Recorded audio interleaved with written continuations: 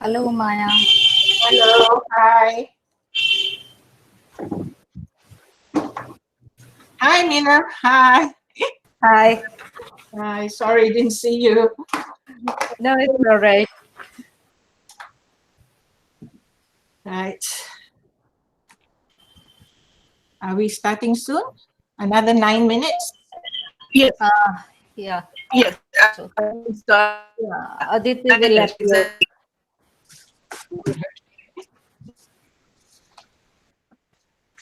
Exactly. You are not visible. Okay. Sorry, I can't hear you clearly. Actually, talking to Nadi, her. Is it on, Minadi? And you. Yes, Aditi.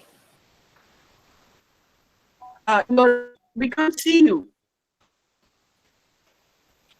Can you see me? No, I can't see you. Maya, can you see Minadi? Maya, can you see me? I can see Mina. I can't see you, Aditi. Yeah, I also can see Maya, but not Aditi.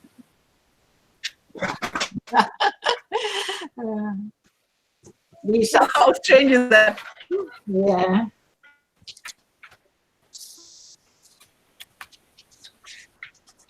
Is my audio better now, Vivek? Yeah, it's a bit better, but still it's breaking. Is it still red? I don't know.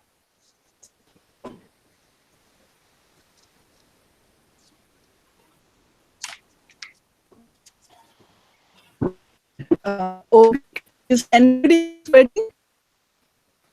Yes, ma'am. Arundhati is there.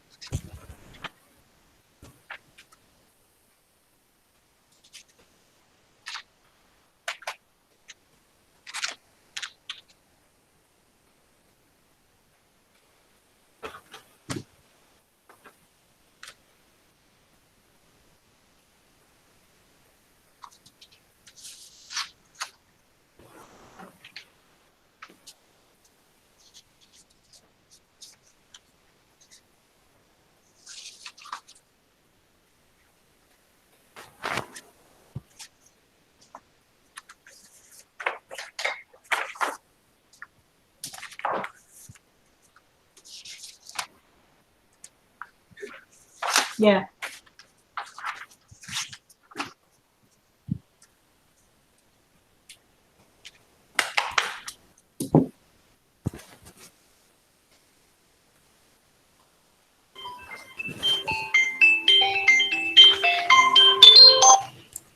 Hello?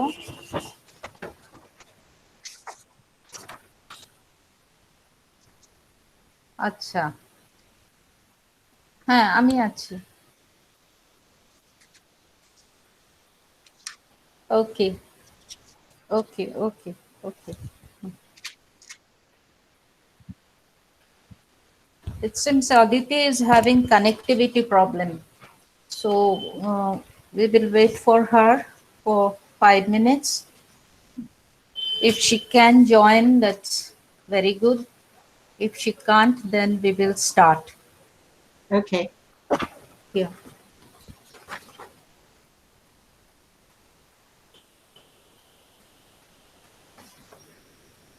Ma'am, could you admit the students of our class? They're actually in waiting. No, that's another problem. Let me tell her.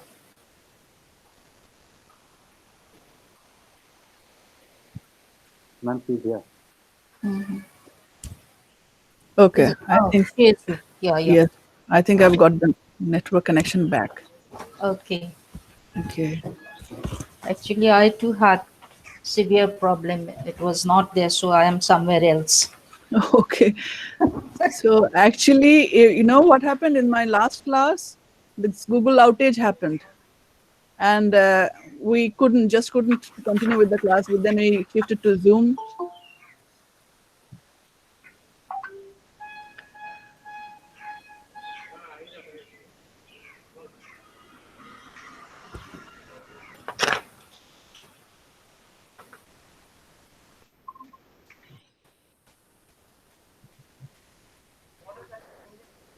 And Aditi, Hmm. can you admit if people come late, they join late?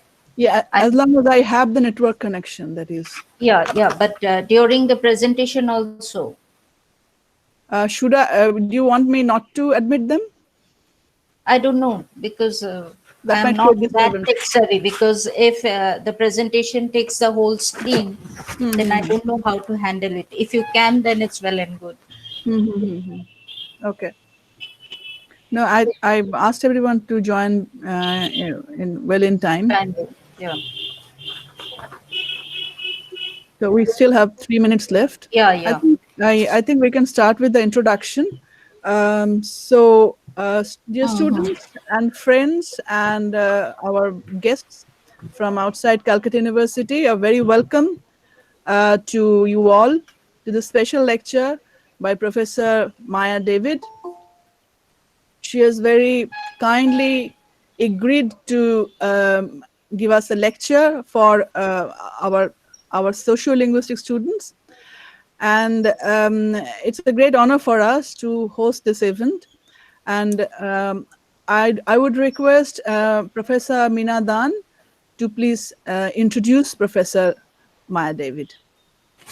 Thank you, Aditi. Today, we are honored to have with us Professor Dr. Maya Khemlani David, and it is my privilege to introduce her to our audience now. Professor Maya Khemlani David is a well-known name in the field of sociolinguistics for her lifetime contribution, especially to the studies of language, linguistics, diaspora communities. The areas of her specialization are cross-cultural communication, discourse analysis, English for specific purposes, and language and human rights. Professor Maya Khemlani David, during her service career, served the University of Malaya, Malaysia, in various capacities. She was a professor of sociolinguistics in the Faculty of Languages and Linguistics of the University of Malaya, Deputy Dean Postgraduate Affairs in the same faculty, Head of English Language Learning in Distance Mode, and Head of the Section for Co-Curricular Affairs and all compulsory courses for undergraduates in the same university. She is currently Honorary Professor with the Asia Europe Institute in the University of Malaya and is the Honorary Vice Chairman of the International Association of Research Scholars. Professor Maya Khemlani David has published widely and is the author of more than 204 journal articles and book chapters on sociolinguistics and sociocultural issues. And her works have been cited more than 530 times on ResearchGate. She is on the editorial boards of many journals, including International Journal of Social Sciences, the European Journal of Applied Linguistics and TEFL, International Journal of Cross-Cultural Studies, International Journal of Research Studies in Language Learning, and the Philippine Journal of Linguistics. She has authored and edited more than 28 books.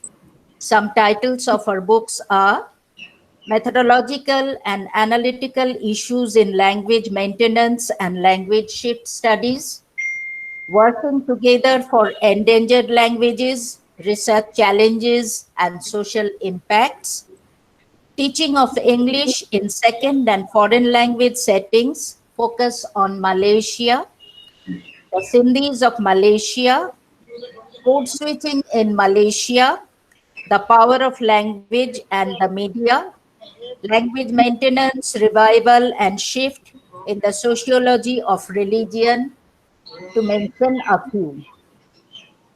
She was honored with the Global Lingua Pax Award 2007 for her continuous efforts in the promotion of the revitalization of world linguistic diversity to contribute to dialogue and peace.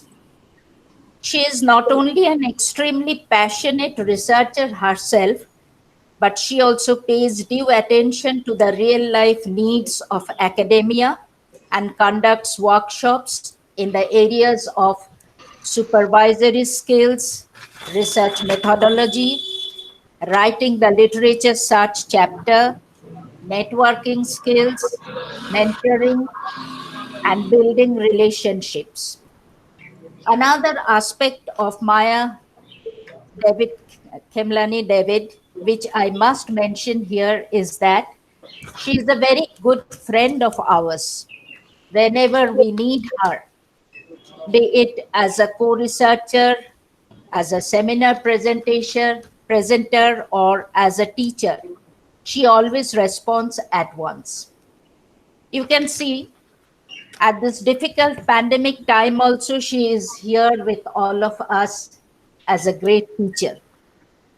Aditi and myself have worked with her in Kuala Lumpur, Malaysia, for quite a few days. And our first-hand experience says she is a very balanced and beautiful human being.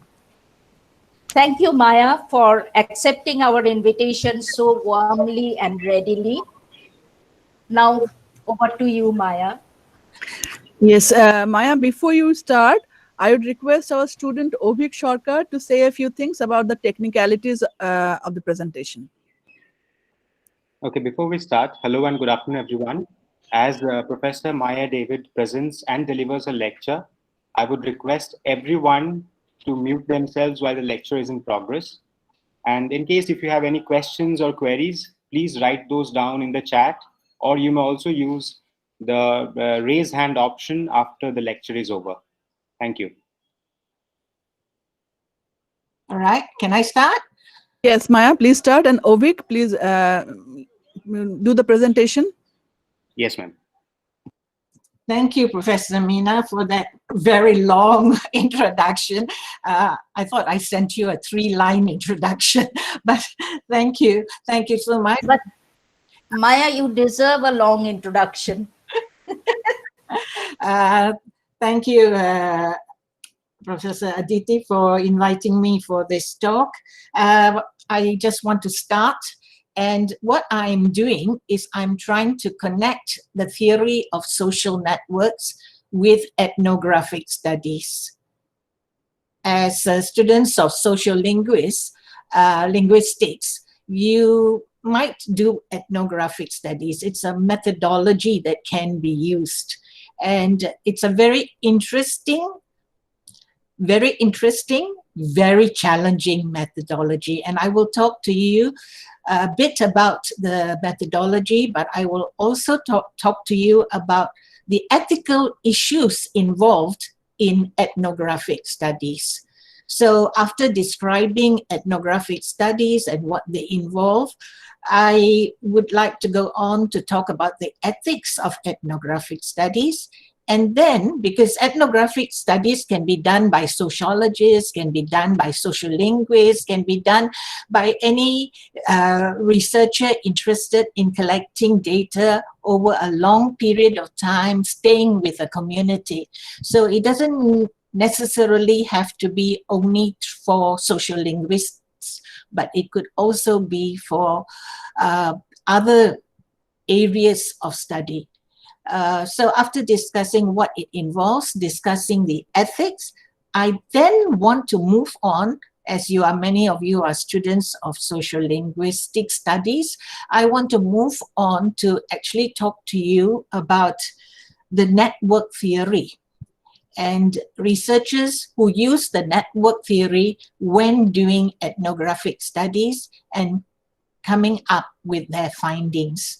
I will talk to you about very well-known people like Leslie Milroy, Professor Lee Wei, who is now with the University of London, and also others, including my own work. And I will try and connect social networks, the notion of social networks, with these studies and their findings.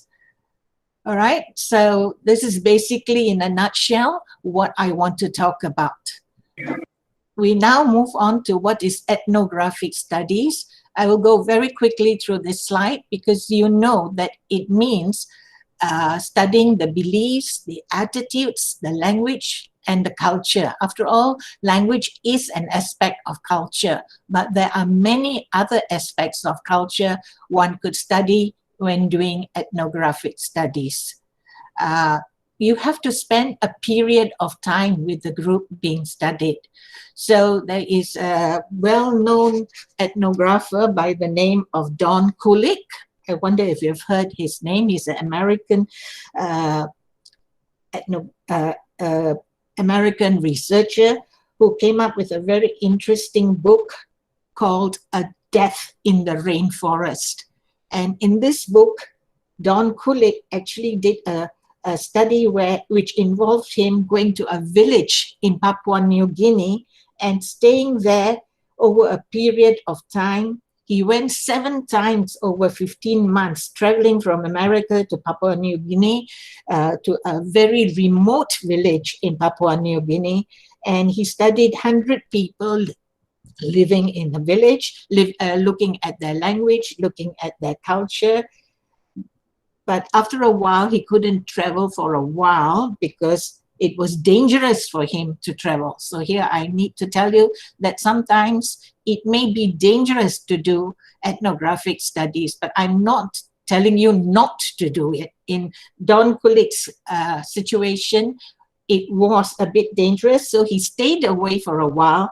And then in 2019, he came back last year. He came back again to study the community. I will tell you more about his research, but if you want to know more about his work, it's a very interesting study. You will find it over the web. It's called A Death in the Rainforest. This is not in my PowerPoint, but it's something that I myself, through a contact in America, got to know about Don Kulik's work, and there's a 1-hour YouTube discussion on the book and what he did in Papua New Guinea and the interesting cultural norms that arose from that study. So do have a look, not a look, but a listen to this 1-hour video YouTube presentation. All right, you have to spend time with the group being studied, and in his case, he went and came back often, but other researchers have actually stayed in the village for sometimes a year, living with the community, getting to know the community, and that's why I say sustained immersion. living with the community, getting to know them, making them your friend, getting them to trust you, getting to know their activities, their cultural norms, their religious rights, their marriage rights, the birth of a child, those rights. You may get close to some informants, but you need to know members of the community. Otherwise, there may be problems where some informants see you as not their friend and others see you as their friend. So you have to be seen fairly to be equally accessible to all members of the community you are studying. In Don Kulik's case, it was easy. He only had 100 villages, people living in that village. You can do participant observation. That means you live with the community and you observe what they are doing. No, please go back to the first slide. Please go back here. You can do participant observation where you observe them, or you can be involved in their discussions. I think sometimes it's good to watch them when they are talking to others, because then you get the real life, authentic conversation of what somebody is saying and how they are answering. But if you ask them a question, you may not get the real authentic data. I give you an example of, in my own case, when I was doing a study of my own ethnic community in Malaysia, when I asked a question, what language do you speak to your child? And the response was, of course, the mother tongue. But when I observed the same person talking to his children, I noticed he was not using the mother tongue. So it's sometimes better to be an observer, but sometimes you have to talk to the people and sort of like have casual conversations to get some data. So that is through interviews. You could also look at the documents themselves. You could look at the documents if they have documents. Let me give you an example. When I was doing a study of my own community in Malaysia, I actually went to the association, and the association had minutes and so on, and I had permission because they knew me, they trusted me, and that's very important in ethnographic research, that people have to trust you. The community you are studying must trust you. And how do you develop trust? That's another very important aspect. How do you develop trust with the community? Why should strangers suddenly become friends with you and trust you? So for me, it was easier because I'm a member of the community. They knew me. Many of them knew me. I was seen as an insider. So they did not see me as a threat. But for Kulik, when Kulik first went to the village, it's very interesting that Don Kulik study, when he first went to the village as a white man, these people in the village saw a white man landing and they actually thought it was somebody from heaven who had come down. So it was easy for him to get the trust and the belief of the people in that sense. But later on, there were problems with him staying too long and they saw him differently later on. You should really listen to that 1 hour talk that I was mentioning, and Professor Mina has actually put it up for you. You need to keep a diary. And in this diary, you don't have to record things in your diary in front of people, but in the quiet of the night, you can put what you saw, what you heard, what you think the feelings of the community are, their ideas, and so on. And Don Kulik actually spent 2 hours every night doing this, maintaining his diary of what happened during the day while he was with the community. Now, when you do a qualitative study, ethnographic studies normally result in qualitative studies, reflective studies, not so much quantitative. What happens is you write about the culture and the community, and Gies actually calls this a thick description. But actually, it's not only a description, it's more than a description. That's why it's called a thick description. It needs interpretation. I'll give you an example, again from Kulik's book. what happened is in the middle of the night, one young boy came and knocked, and he knew that if it's in the middle of the night, it must be important. So he opened the door. And this young man was the son of a man who had died 2 years ago. And he said, I need you to do me a favor. He said, yes, what favor do you want? I want you to send a letter for me. And Kulik actually thought he was talking about pen pals, you know, because that was Kulik's cultural norms. If you want me to send a letter, either through, this was before the email, maybe it's a physical letter. So Kulik said, okay. But as he talked to the young man, he asked him, who do you want to send this letter to? And the young man said, my father. And Kulik then realized that for this young man, he saw Kulik as someone from heaven, so he could go to heaven and give the letter to the father. So you need interpretation. You need to understand the culture of the community. And you cannot understand the culture of the community overnight. So it takes time. It takes energy. It needs time to build trust, to get to know the culture. And two words that I would like to mention to you is emic and ethic. Emic and ethic are two words which actually mean, are you looking at it from an insider viewpoint? Are you a member of the community? Or are you looking at it from an outsider viewpoint? So for me, as a member of my community, when I was doing the study, I had to be so alert that as an insider, I should not be biased. I should not be too judgmental or to protect members of the community, since I was a member of the community myself. So I had to be very careful when I was critically thinking about what I had seen, what I had heard, and the data I had collected. So normally when I do a study, I always have both an insider and an outsider. For example, when I did a study of the Punjabi community, and we lived with the community, and the insider was a member of the Punjabi community, and I was the outsider, so that we could discuss with each other the data we collected and to see whether we were critically analyzing the data, or was our judgment as an insider or outsider actually resulting in descriptions, in analysis which were not representative of the community. So as I said, you need to build trust, you need to stay a long time, you must get to know the lived experiences of the people in the community, and don't always think, I have to write a research paper, I have to do my PhD or my master's, and so it's your agenda that comes up, not the agenda of the community you are studying. So sometimes you have to be careful about that too. Okay, can we move to the second slide?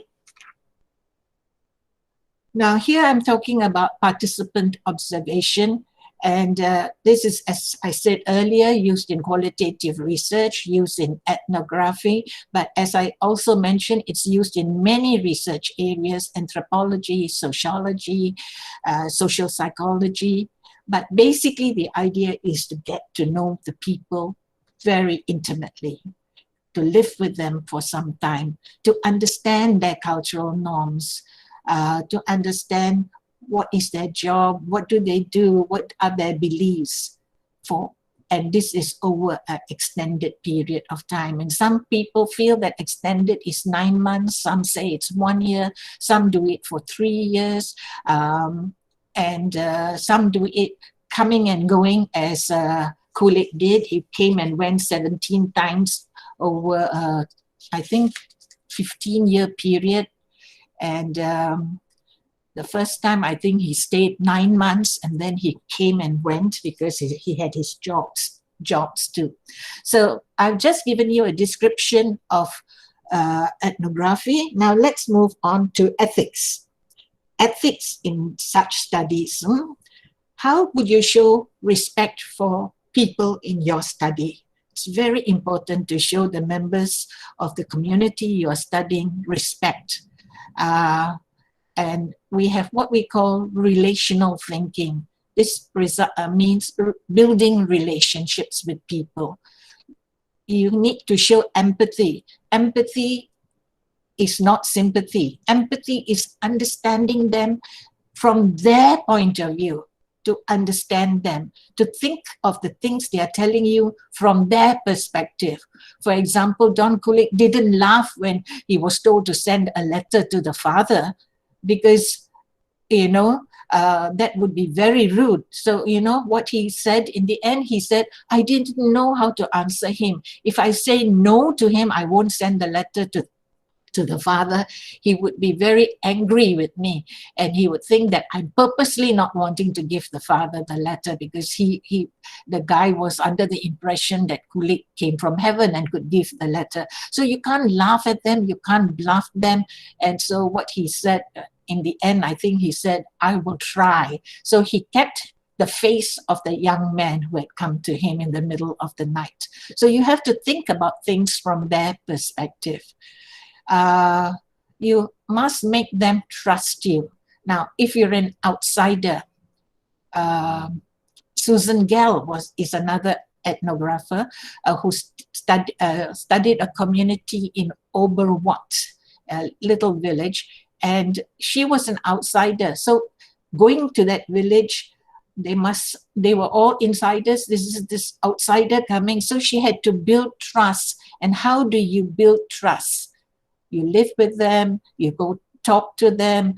As Kulik said, he had coffee with them often, he met them often. And of course, there's a lot of give. For example, he said, I would pay for the coffee. And in my study that we did of a minority community in Malaysia, of the first people in Malaysia, we were actually told by the lead researcher to take things with us. They were poor community. We are going to spend time with them and disturb their daily life. So we were told to take biscuits and chocolates and things like that for the children, rice and sugar and so on, so that it's a giving. You know, you have to give. You are taking from them their data. You have to give something back. You must make them feel that the study will benefit them. Not only you as a researcher, not only for your publications and for your university, but how will it benefit them? And again, talking about the first people that we studied in Malaysia, the study we told them would benefit them because we would construct a clubhouse for them where they could keep all their artifacts and so on, so that other researchers coming in could see the artifacts, and that they would have a clubhouse where they could meet as a community. So we were actually giving them back something physical as a result of our taking so much of their time by going to their village practically every day. So how would it benefit them, the community itself? What are the potential wider benefits of the study? Well, there are many, many different types of first people in Malaysia. So when we did our study, the wider benefits were there were other communities with other languages, the first people, and so other researchers started going to different parts of Malaysia to talk to these people who were in the wilderness, who were in the jungles, and whose language had never been studied. So what contribution as researchers will we make to both the academic community, to the professional community, to the community that we are studying itself? All right, can we move on, please? Now, apart from relational ethics, we talk about consequential ethical thinking. Now, consequential ethical thinking means that other than you, the researcher, the university, yourself as a researcher and your own publications, who else is involved in the research? So it's the community you're studying, but there are different stakeholders in a study that you might be studying.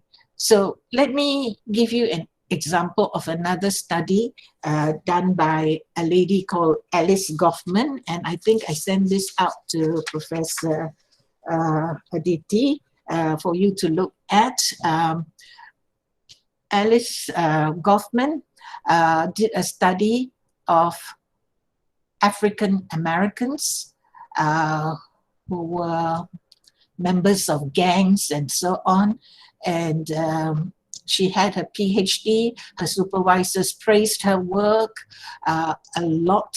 They praised her work a lot. She got a PhD. She got a post as a lecturer. And then, and soon after her book was published, and you can read about Alice Goffman's book, and it's on YouTube. Alice Goffman herself talks about her work about African Americans who found themselves in jails, who were originally members of gangs. She went and stayed with them, she lived with them, she got to know their cultural and so on. And later, her book and her research was heavily criticized because they said that she was not objective in her analysis, because she got too involved and she was like taking the side of these African Americans who she had stayed with these members of potential gangs. And so it was the police were not very happy with her review of her data, because they said she was not being objective. She had become very involved from the community itself, from the point of view of the community. So one has to be aware of the different gatekeepers, stakeholders, and how the study might both interest and concern them. So in Alice Goffman's case, it was the members of the African American, some members of the gangs, and it was also the police, and also politicians who were involved in what she was saying about the policemen and how many African Americans were being imprisoned, and how she was taking too much as the side of the African American gang members. So one has to think of the results of one study to different gatekeepers, to different stakeholders. And of course, certain universities, they have ethical committees and so on, and you need to get permission from your ethical committee of your university to do such ethnographic studies, because you're going out of the university to collect the data. So you must be aware of the web of gatekeepers and stakeholders who are involved. So you have to think of the consequence of your research. Who will it affect? What will happen? And one classic case is Alice Goffman. And I do urge you to go to the web and through Safari, look up Alice Goffman and look up her YouTube presentation of what she did. Look up the criticisms and the praise that she got from different parties. All right. So we move on. Thinking consequentially about risks and your research focus. You have to think about any possible negative consequences or risks of your proposed project. Is there a danger to the community? Now, when Don Kulik did his study of the community, his research objective was to see why they had shifted away from their ethnic language and were using a pidgin language. So you need to find out, is there any negative consequence of doing such a study? You have to balance the risks. For example, in one study that a researcher did, after she got the permission from the ethical community, which was the headmasters and principals of a school, after she completed her study, she realized that the negative aspect, the negative thing that had emerged from her study was the principals were getting rid and dismissing some of the teachers as a result of what she had found in her study.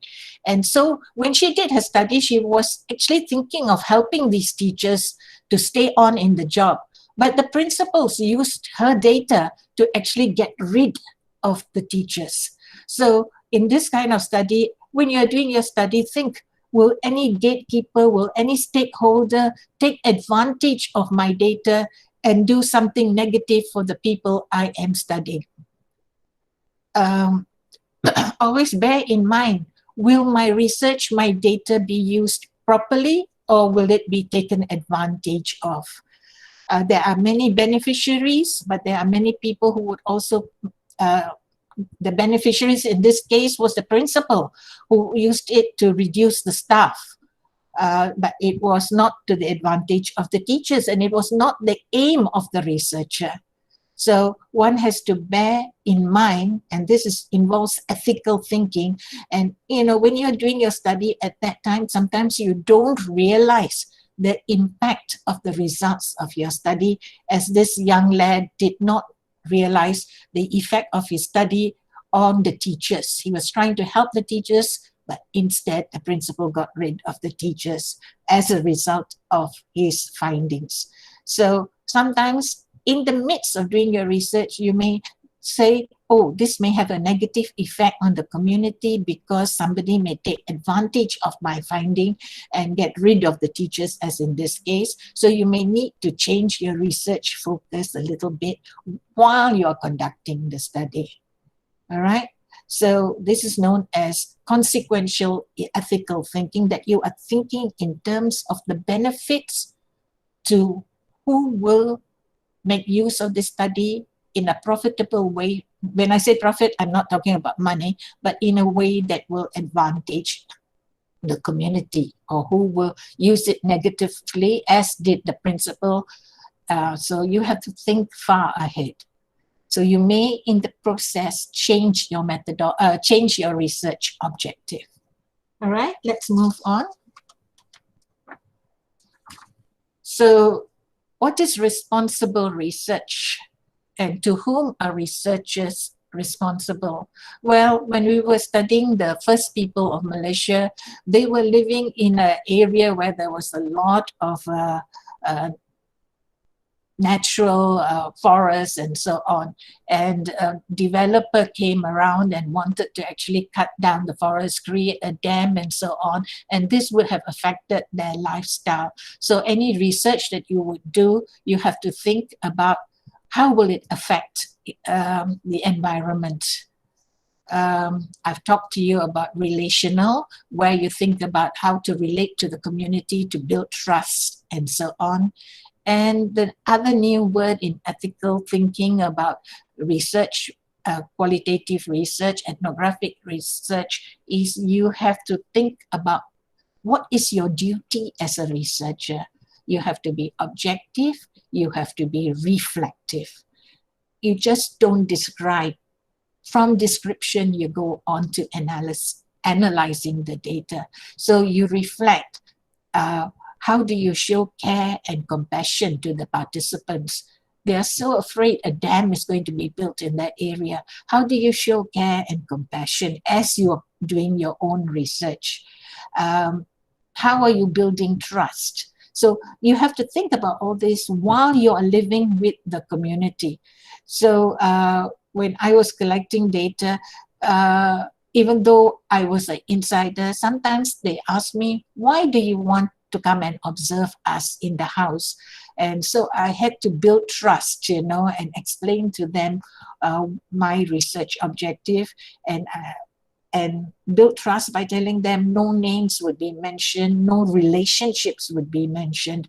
And so they say, when as an ethnographer, you talk about producing data rather than collecting data, because you are moving beyond description to reflection, to analyzing the data.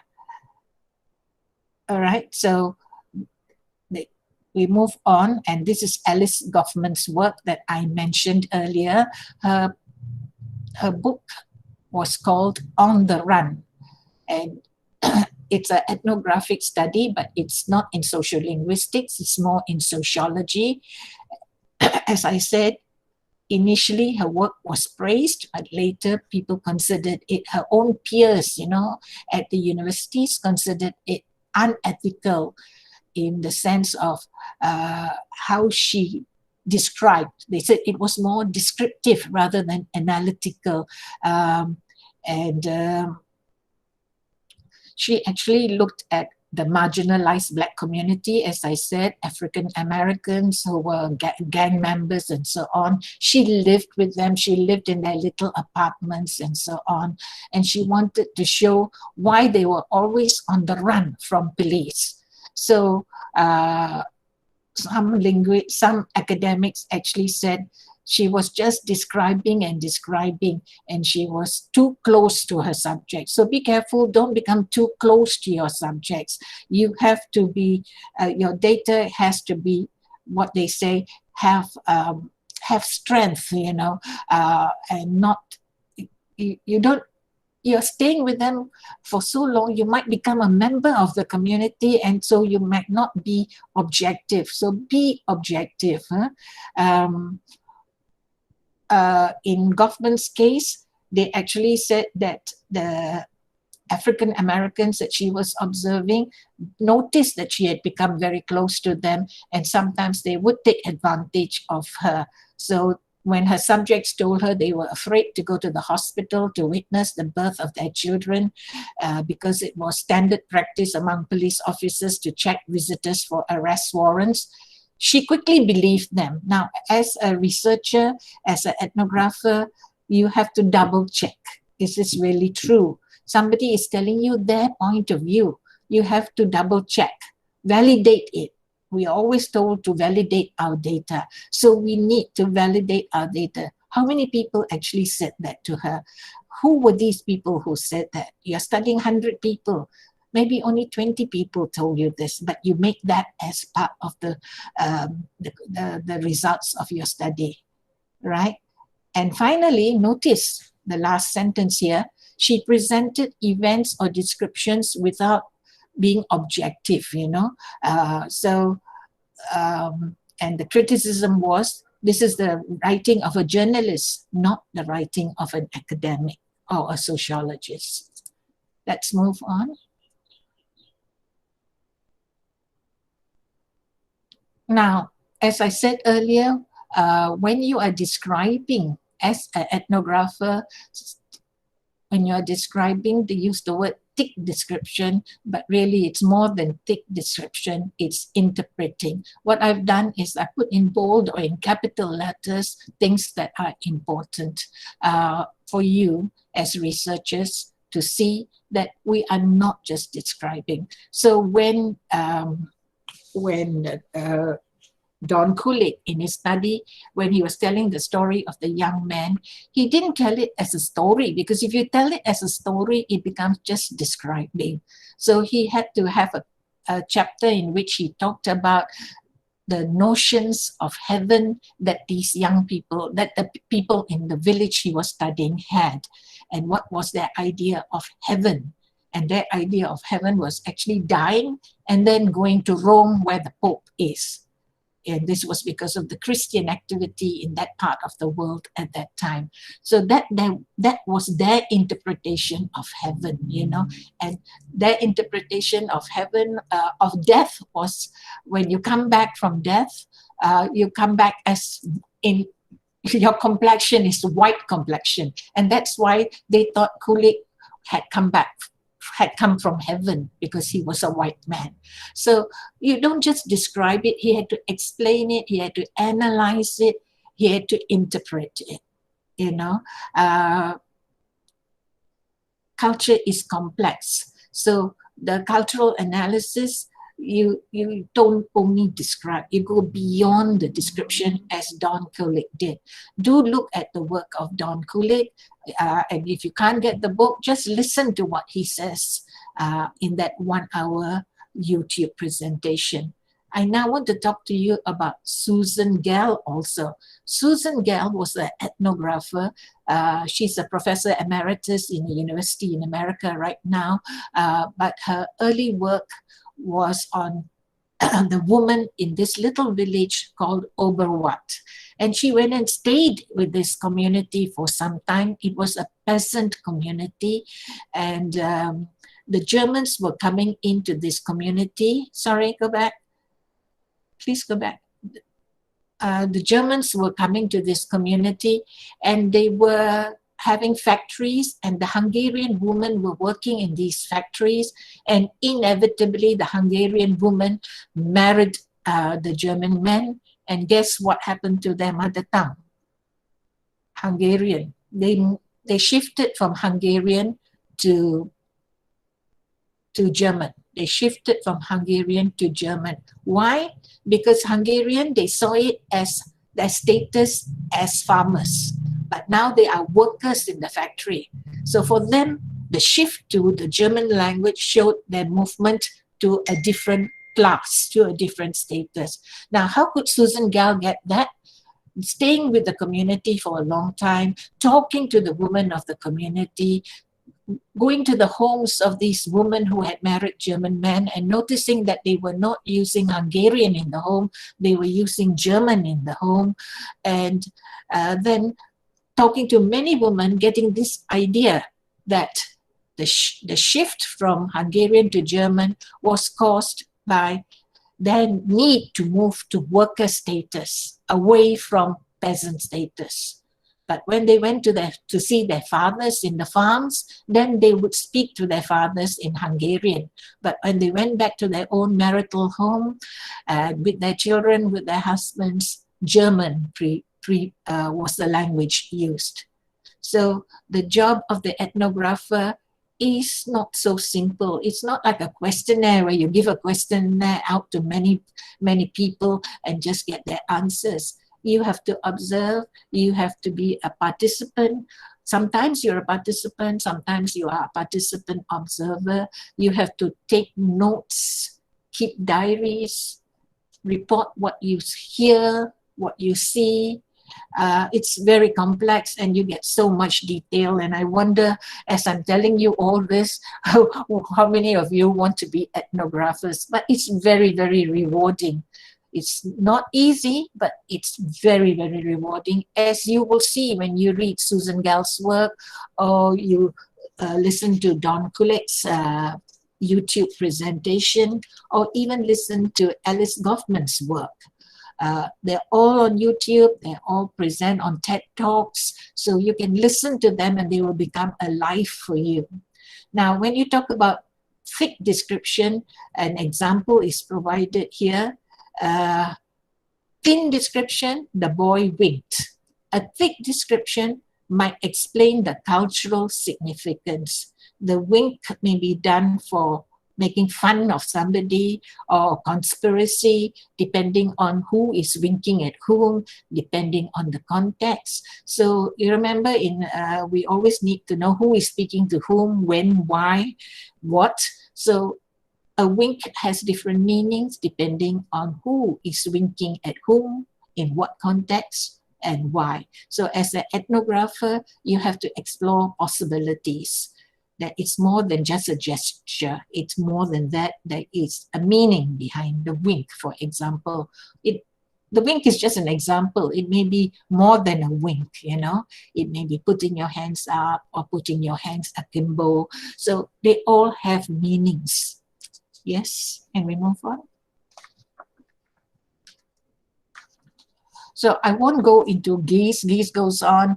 He says you have to be very careful. But I now want to talk to you about Susan Gall's work. I mentioned to you Susan Gall's work in the 1970s. I think it was 1971. She did it in a village called Oberwart in Austria, where many people were farmers, you know. But when the Germans came in, these women, Hungarian women who married the Germans, they wanted a new social identity. So from bilingualism, they became monolinguals. Bilingual, they knew Hungarian, they knew German, but they purposely did not speak Hungarian except only with their elderly, almost dying parents who were still in the farms, but in their own new homes with their children, with their spouses, with their German friends, and even Hungarian woman to Hungarian woman would be speaking German, not Hungarian. Now, used social networks. Now, I will talk to you about social networks because that's the important part, second part of my paper presentation. But Susan Gell talked to people very, very often, contacted the people and observed their use of language. The peasants or the farmers used Hungarian. The old peasants with old peasants used more Hungarian. But the young with the young used more German. Gell looked at many variables. She looked at age, she looked at gender, and she looked at networks. Now, when I say networks here, who is meeting who? Who is talking to who? So the young women were often talking with other young women, the young women who had married German men. But the farmers, the old farmers, their wives, the old wives, they were staying in the farms. So their networks were with other farmers. Whereas the young people, their networks were with other workers. They were both Hungarian ethnically, but the Hungarian farmers spoke Hungarian, and they're normally the elderly, and the young, normally mainly women, were mixing with other young women who had married Germans and were speaking German. So Susan Gell, by staying in that community, was seeing the attitude of young women and young men to the peasant status. So the young women saw peasant status as something they wanted to be divorced from. They didn't want the peasant status. They viewed peasant life negatively. They got married with Germans. So Susan Gell stayed in that community for some time, got to know them, got them to trust her, observed them, participated, not only observed, but participated, listened to their conversations, but sometimes took part in their conversations. And it was both the young and the old, both the men and the women, both the farmers and the workers. So it was a very interesting ethnographic study done many years ago, but related to network, the social network theory, more with network, who was mixing with who, the young with the young, the old with the old. And interesting, the men, the young men wanted to follow their fathers as farmers. So the young men, Hungarian men, were staying on in the farms. And so the young men and the old men, their fathers, still used Hungarian. The young women, Hungarian women, were moving out of the farms, and so marrying Germans, and so were moving away from their peasant status. So gender issues are also seen when you live with a community for some time, when you also look at age issues, old farmers, young farmers, men, women, and so on, network, who is mixing with who. So ethnography gives you so much data which you would not get from a quantitative survey instrument. All right? Can we move on? Now, I thought instead of telling you so much about American researchers, I've talked to you about Don Kulik, I have talked to you about the Hungarian study. I now want to talk to you about a Malaysian ethnographer. This is a colleague of mine who was doing a study of a minority community, the Chitty community. Now, the Chitty are Indians, a group of Indians who came to a harbor area, a port in the old days, in the 15th or 16th century. And they have intermarried and have lived so long there that in Malacca, there's an area where, known as the Chitty community. And although they are Indian in origin from years ago, many of them do not wear saris, do not wear Indian clothes. They still go to a temple, but the language they speak, and as a sociolinguist, I'm more interested in the languages they speak a variety of Malay. They don't speak any Indian language. And this friend of mine, this is her PhD study, she went and stayed with the community. She herself is not a Chiti, but so as an outsider, it took her some time for the community to accept her, to be able to trust her, to be able to believe in her. So she had to build the trust and the relationship. And so I told her, please write, I'm giving this talk, please share with me the challenges that you faced as a sociolinguist doing a study of a minority community in Malaysia.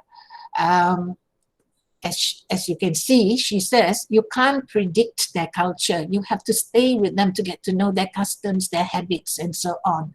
Now, what were the challenges that she faced? She said, now it's interesting, she says she's both an insider and an outsider. And it was only when I questioned her, how did you become an insider?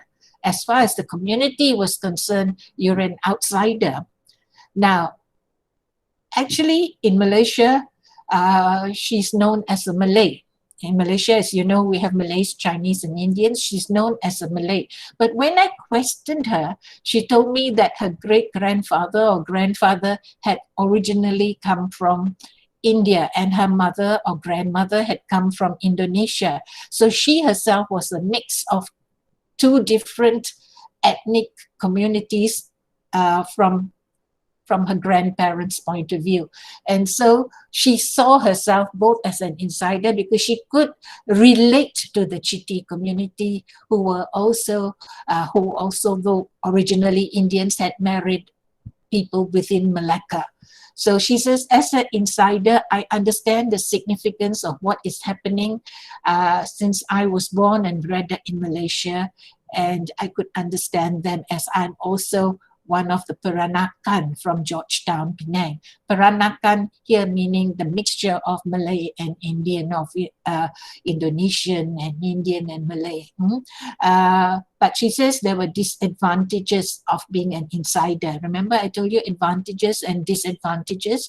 So I was once treated not as a researcher, but as a government political agent.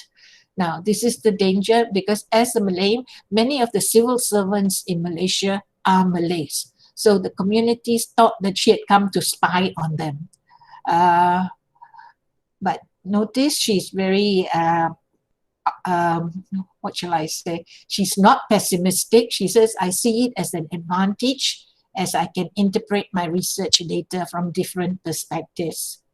All right, let's move on. So she tells you that she collected the data and she was able to meet every member of the Chiti community in this village called Kampung Chiti. Now, she had a problem, and the problem was she talked to some people, but the other people in the community, although it's not a big community, some villages trusted her, other villages felt that she was talking too much to some members of the community and not to her. And so she got cooperation from some members and no cooperation from other members of the community. So because they saw her as giving favoritism to only some members of their community. So she said the first few months she had problems. Even though there was a warm welcome, when she asked questions, she was only given safe answers. That means she wasn't being given real answers. The real data was not coming through. And she says with time, because of segmental affiliations, different members of the community not trusting her, some trusting, some not trusting, this hospitality began to deteriorate. I need to tell you this because these are some of the issues you will face as ethnographers, you know. But she says over time they trusted me, and you see how she built the trust. I spent almost 8 to 12 hours in the village every day for almost 15 months. So this is ethnography, you stay with the community. And this was a young mother with 2 children and a husband, and they all moved to live near the Chiti community. We met at different places, coffee shops, temples. You know, it's interesting, even the temple it's a Hindu temple, but the language spoken is a variety of Malay. So she was meeting them. She was there all the time, you know. She had coffee with them. She ate with them in the temple. And, you know, as a Muslim, to go in the temple, sometimes that's a bit dicey, but she was very brave. She went with them. She made them feel that she was one of them. And she organized talks and so on. And she gave talks. She got them to give talks. And so she got the press to come in. And so then the press would talk about this community, and then they would get help from members of the news readers, you know, if they needed help. So, and then she said she needed to build more trust. And the trust came when her supervisor from England came and visited the fieldwork. And this is very interesting because her supervisor is a white man. And this community, this little community who have been isolated for some time, to them, a white man coming to their village, now they can trust this researcher, this Malaysian researcher. So sometimes you need an outsider who the villagers believed in. So with ethnography, you never know how to build the trust. But in her case, she says they began to have more trust. The last line on the slide, they began to have more trust in me when my supervisor from England came and visited the field work. Right, next slide. Now, I've been talking about ethnography so much. Today with the pandemic, we can't go and live in communities, but what you can do is ethnography. Ethnography is actually ethnography, but in digital spaces through social media. You should read Robert Kozinek's book titled Ethnography. And in this book, there are many examples and cases where researchers decided to communicate what they were doing or not to communicate what they are doing. So have a read of his book, or if you can't get the book, there are lots of reviews in the web that you could read about his work. And he is also on YouTube, and I think in one of TED Talks also you can hear him. And yeah, but I'm not going to spend too much time on ethnography because I'm sure many of us as social linguists who can't do ethnography this whole year, we have been doing ethnography studies. Yes, move on, please. Okay, now I'm going to the theoretical aspect of the paper. And here is where I want to talk about social networks. So far, I've been talking to you about what is ethnography, studies, the possibilities, the dangers, and so on. I've talked to you about ethics in ethnographic studies, building trust and responsibility, trust and relationship building, and so on. I now want to move on because when you do research, you need to have a theoretical base. And you can have many theoretical bases, but as a social linguist, I'd like to look at social network theory, which was used by Leslie Milroy, a social linguist, Li Wei, a social linguist, and Susan Gell, and myself too. We all used this network theory when we were doing our studies. Now, Leslie Milroy talks about close and dense networks and even multiplex networks. Now, when you talk about close and dense networks, it's big words, but it simply means that people in the community have relationships with each other. Let me give you an example. In Malaysia, when I was doing the study of the Sindhi community, there were very close and dense networks among the Sindhi community because every family was somehow related to another family, either through marriage or through cousin relationships, because in the old days when they came to Malaysia, when one brother came, he would say, it's a good place. He would ask his other brothers or his other siblings to come. And so today the community, practically one member or one family is related to another. In my case, my only family here is a cousin and his wife who have come down from Hong Kong and who are now in Malaysia. Most of my family are in Singapore because in the old days, Singapore and Malaysia were seen as like one big region in the old days. So close and dense networks means you're sort of related to each other, and dense means what happens. So that's close. The dense means that you are not only related, but you also work. So for a nephew might be working in his uncle's shop. So that's the dense notion. So the relationship is not only through kinship ties, the relationship is employer-employee relationship also. So this is the notion. Now, Leslie Milroy, doing her study of a particular community in UK, actually after studying the community, she says, and she was looking at language maintenance and language shift, and looking at social networks, and looking at the dense networks of that particular community, she came to the conclusion that when you have close and dense relationships within a community, the chances are that the community will maintain its mother tongue, will maintain the use of its ethnic language. Okay? Li Wei, in his study of a Chinese community in England, and Li Wei at that time was following a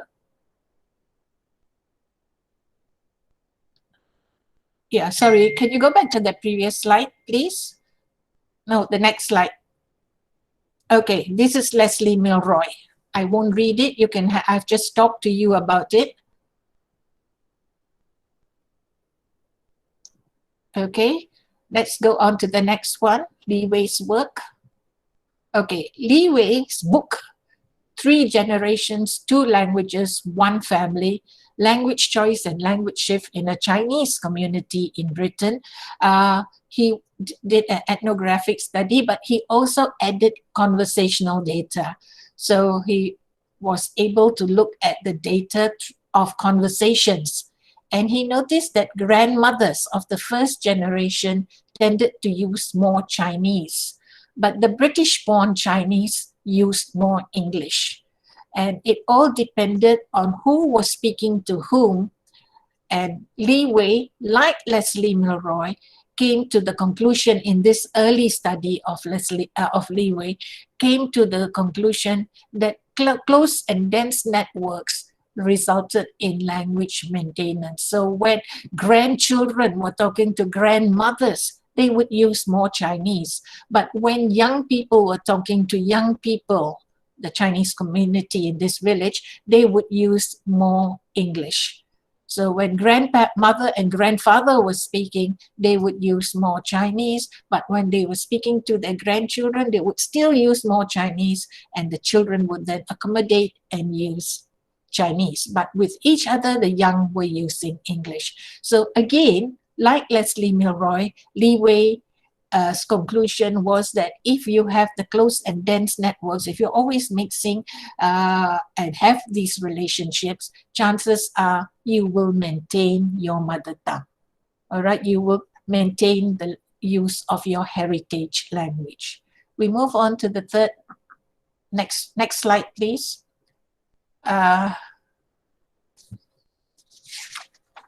We had Leslie Milroy, we had Susan Gale, and I've talked to you about Leslie Milroy, I've talked to you about Li Wei, I've talked to you about Susan Gale. I want to talk to you about my own work on the Telugu community in a part of Malaysia, East Malaysia, in a city called Kuching. And we looked at the Telugu community, which is a small minority Indian community in the city of Kuching in Sarawak. And again, we noticed that most Telugu people knew each other. They had close and dense networks because, again, they had come to Kuching from India. Their grandparents had come, and they were all connected through kinship ties, and some of them even through employer-employee relationships. And we looked at gender and generation. And we observed that the first generation were using Malay and Telugu. But the men were using Malay and Telugu because the men were going out to work with the larger society, so they used Malay, the national language. But the women were mostly homemakers, so they used more of their mother tongue.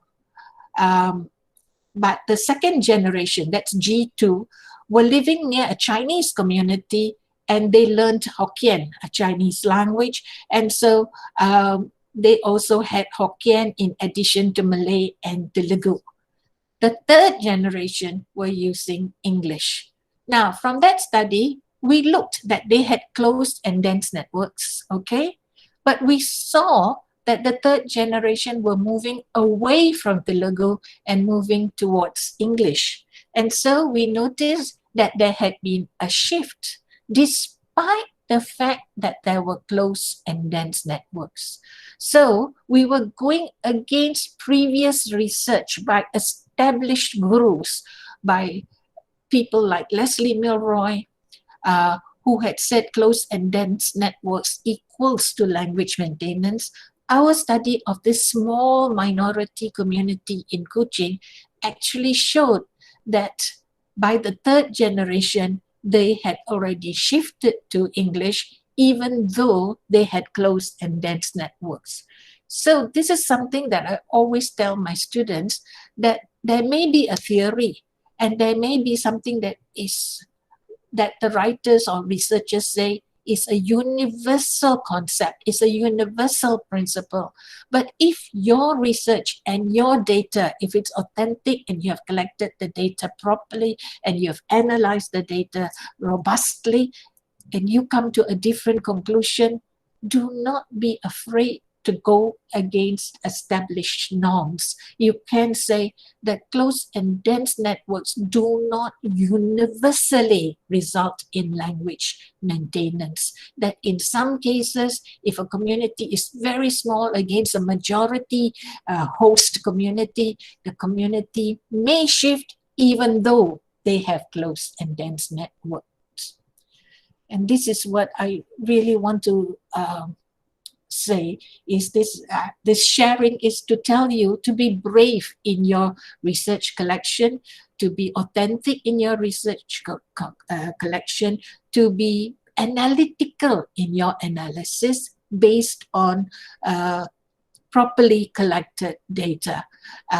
And then when you analyze, and then you find your analysis is going against the norms of previous researchers, do not be afraid to contest.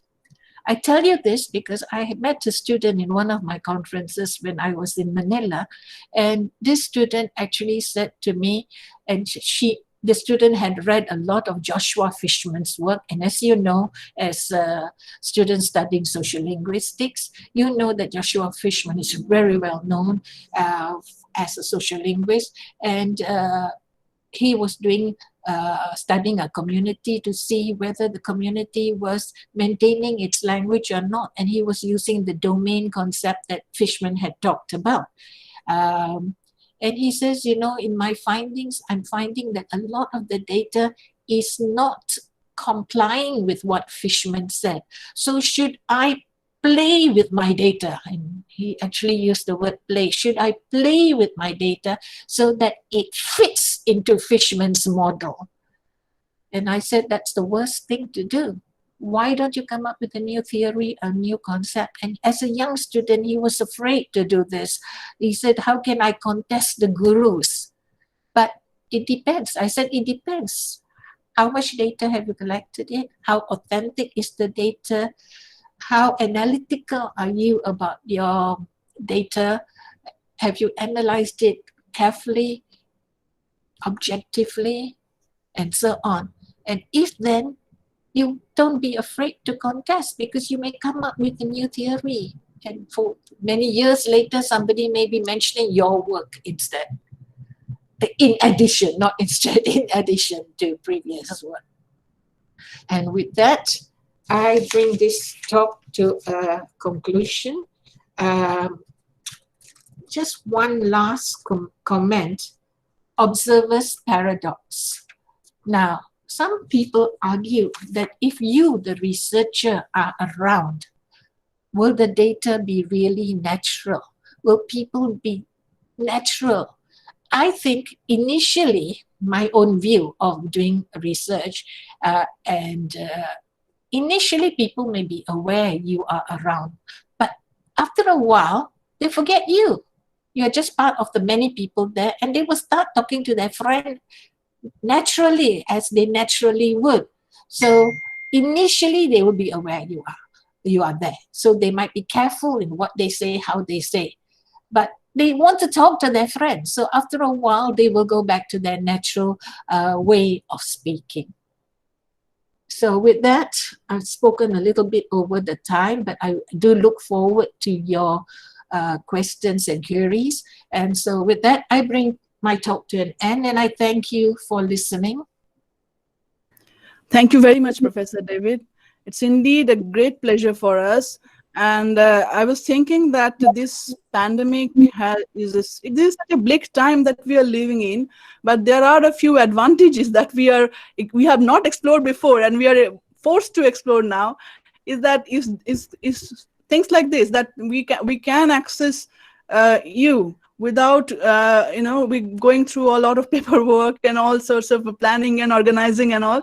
And I hope the students understand how lucky they are that you get to listen to a lecture in your third semester from a world-renowned sociolinguist, and you get to experience, get to learn about experiences in fieldwork from her. And I hope it inspires you to take up fieldwork on your own in due time, that is. And I would request all of you to please raise your hand or write down your questions in the chat box. In the meantime, Maya, I was wondering if you can explain to our future researchers how to preserve data properly, and so as to, like in Goffman's case, Alice Goffman's case, she was criticized for fabricating data. So this can be actually very tempting for young researchers, that whatever I've got, I would kind of play with it, as somebody has said in your students have said, play with it and enhance it and modify it so that it fits my theory, my hypothesis. So, and that can be a great problem later on, as it has been in case of Alice Goffman.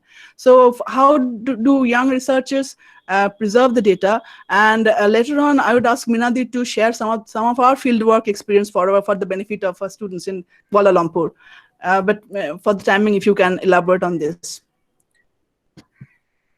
Data that has been collected in the old days when I was doing research, it was mostly pen and paper.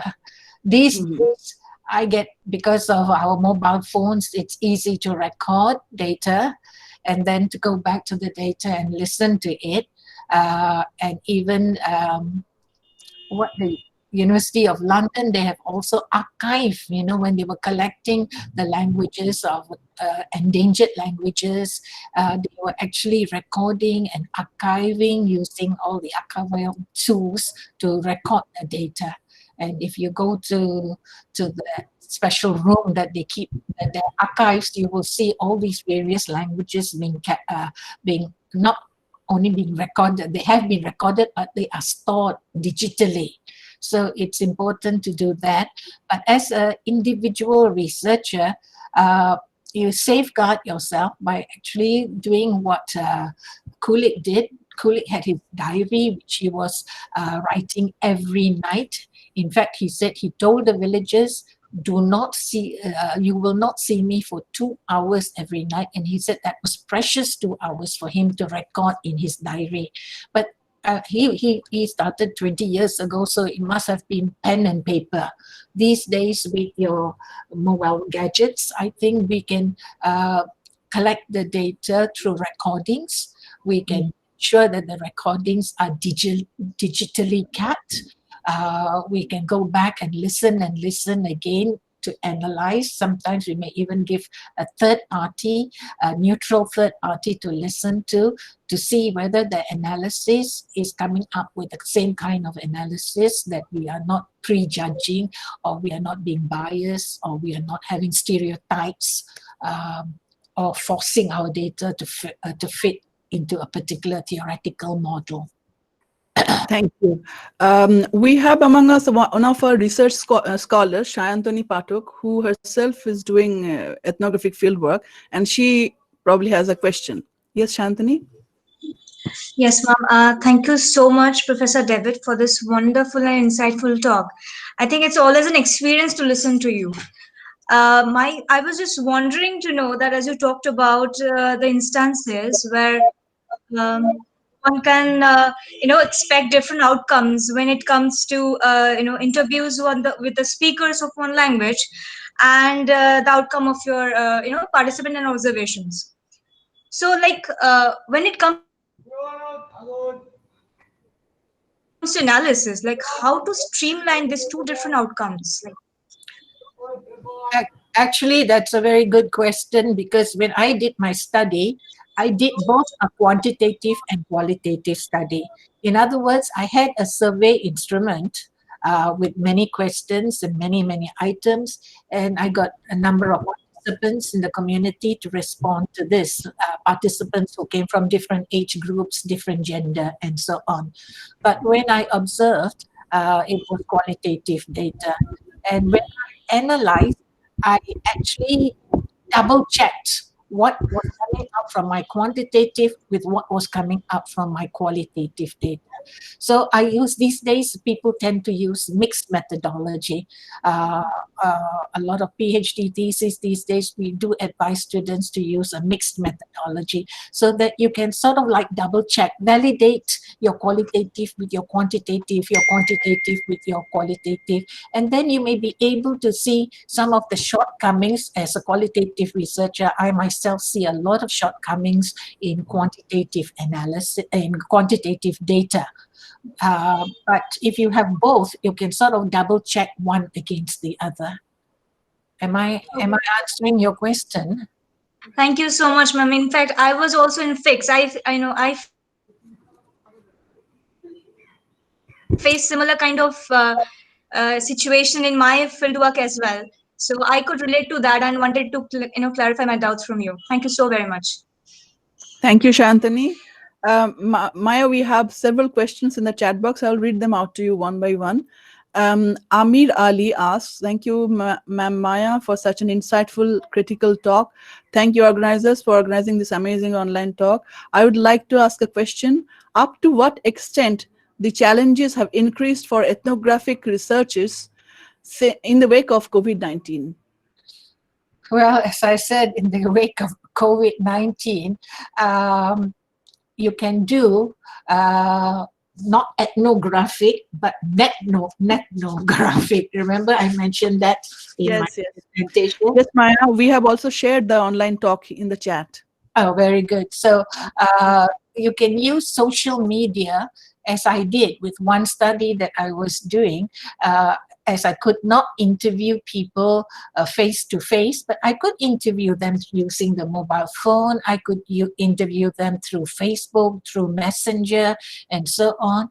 And I got a lot of data that way, because a lot of people are feeling lonely, to be honest. There's depression, there's loneliness.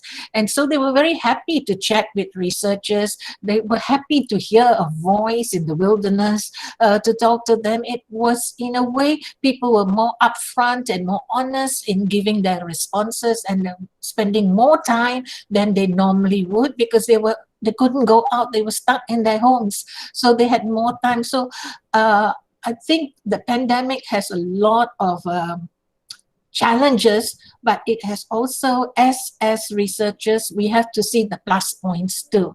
So I think we can get a lot of data. And I did a study where I was looking at revival of a language, and a lot of information was coming through Facebook, through social media, through Messenger, and even through WhatsApp. And When I couldn't understand something, I could just pick up the phone and make a mobile WhatsApp free call and get information from different parts of the world, from different countries, because the community I am studying is dispersed throughout the world. There's a community in diaspora, so I could get more information and people had more time to share with me. I hope that helped. Thank you, Maya. Snehoshri Roy Chaudhary, our student, asked, thank you, ma'am. I would like to ask that, is there any disadvantage of ethnographic research? And can you please give us some information about classic and contemporary ethnographic research? Is there any danger, is it? Disadvantage of ethnographic research. Well, I have talked to you about the challenges of ethnographic research, where you have to build trust, where there are lots of ethical issues because you don't know what the gatekeepers really want when they ask you to do a particular study. There are challenges in that sense. You have to look beyond to see how is anybody abusing the data that you are coming up with, as the headmaster did in that example that I gave you. And what was this? Is there any difference between the classical and the contemporary? Well, classical, when you say classical, you mean like in the old days, where Margaret Mead, famous sociologist, stayed practically many years of her life in a different community, in a different country to collect data. So these days, people come and go. They're more mobile. They may stay as Don Kulik did. He went 19 times to that village, and only one time did he stay 9 months at a time. But if you come and go, and if it's very short periods, you're not going to entrench yourself with that community. But if you stay too long too, they may be wondering, when is this white man leaving us? As he said himself, there was a time when he felt he had to leave because the community didn't want him there any longer. So classical, I think, is people spend their lives, a lot of their lives. Whereas we today, we're so conscious of passing time. We do what Don Kulik did, and especially with the ease of air travel, it's easy to come and go. And like when we did our study of the Orang Asli, or the first community study, we were going daily from our university. 17 of us were going daily to that village, even though that village was just a 1 hour drive. But we were not staying in the village, but we spent the whole day there. But we didn't stay there. We went back to our families. So I think we have to see our own limitations and restrictions as researchers. Like this friend of mine who went and stayed with the Chitti community, she had to uproot her whole family, get her husband and children to come and stay with her near the village, not in the village, but near the village, so that she could go daily to the village. So I think these are a few of the things we have to consider. Thank you. Anindita Roy, our student, asked, are there always, sorry, 1 second. Are people always inclined towards a fancier culture, or are they rigid enough to stick to their humble origin? What is it that attracts people? Is it only elevation of social culture? I think she means about language shift, root causes of language shift, that is. Sorry, I don't really understand the question. Yeah, question is, are people always inclined towards a fancier culture, or are they rigid enough to stick to their humble origins? What is it that attracts people? Is it only elevation of social culture? I think she asks this in the context of language shift, whether they stick to their own language or they shift to a fancier language, that is. It's very hard to generalize. You have to see the community you are studying. So in the case of Susan Gell's study, the peasant woman wanted to move away. They didn't want the peasant status, so they moved to German language. But the peasant men, they wanted to stay with their fathers in the farmlands. they were going to inherit their father's farmlands. So they stayed with the Hungarian language. They didn't shift to German. So we cannot generalize about, as I said, you have to look at gender issues, you have to look at age issues. You cannot say the whole community feels this way or the whole community feels that way. You have to be able to see circles within the circle. So you have to see subgroups, gender related, and also age related, and even generation related. Because age and generation do not necessarily go hand in hand. So I like the word the student used. What was it? Move to more what? Fancier culture. Fancier culture.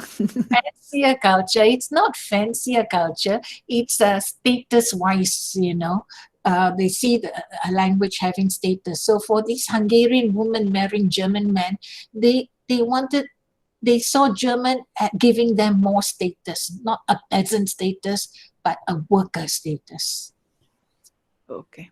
Mhm. So Obhishikta Sadhu, who is a first year student, she has just joined. So she's asking, thank you so much for the amazing talk. I would like to ask that does ethnographic research interfere and count religion belief as well? I think counter religious belief as well. Does ethnographic research somehow, I think what she means is, does it interfere with the religious belief as well? Of the researcher or of the community? She has not mentioned that. I'm assuming of the community. Okay, let's take Don Kulik's work. That's why I say you have to listen to all these people that I have mentioned. I just mentioned in this short overview, but you've got to go and listen to them. Don Kulik actually says that the community was, because there were a lot of Christian missionaries, so that's the way the community was sort of in their own minds relating it to the idea of heaven, but their notion of heaven is not the notion of heaven that the Christian pastors had, but their notion of heaven was going to Rome to meet the Pope. So you see, it's as you talk to the community deeper and deeper, ask questions, you'll get their view of the religion. So I myself am very interested in the Chitti community and what is their concept of the Hindu religion when they are using Malay to pray. So I would like to go to the Chitti community myself to see, because having the background of Hinduism, I could sort of understand it more. So sometimes you have to build your own background knowledge too. You have to read a little bit more, because for Don Kulik, coming from he himself says, my mother was a Catholic, he says. So I could understand what they were talking about heaven. And he said, I used to go to church with them and so on. So I could sort of understand what a mass is. So he was using his own background knowledge, his own experience as a young boy following his mother to a Catholic church and listening to the mass. And he had this notion of what these people were believing in or not believing in. So you need some prior knowledge, you need some background knowledge, you need to do some reading, perhaps if you don't know much about that religion. Okay. The next question from our student Tanisha Shaha. She's asking, while conducting an ethnographic research, is it necessary to have a very detailed knowledge of the language of the people?